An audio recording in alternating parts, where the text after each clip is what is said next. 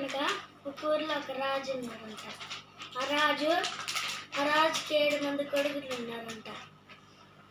ఆ రాజు పోయి 7 మంది చేపలు తెచ్చారంట. అప్పుడు ఎండబెడితే ఒక చేప ఎండలేదంట. అప్పుడు రాజు పోయి చేప ఎండికి లేదు అన్నాడంట. అప్పుడు చేప గట్టి మోప అడ్డం వచ్చింది అన్నాడు. గట్టి మోప అడ్డం వచ్చింది అనింది. అప్పుడు గడ్డి మోప ఎందుకు అడ్డం వచ్చావు అంటే అప్పుడు ఆవు నన్ను తినలేదు అనింది. అప్పుడు ఆవు ఎందుకు తినలేదు అంటే అప్పుడు అవ్వ వంట చేస్తుంది అంటే అవ్వ ఎందుకు వంట చేస్తున్నావు, పాపకి చీమ కొరికింది అనింది.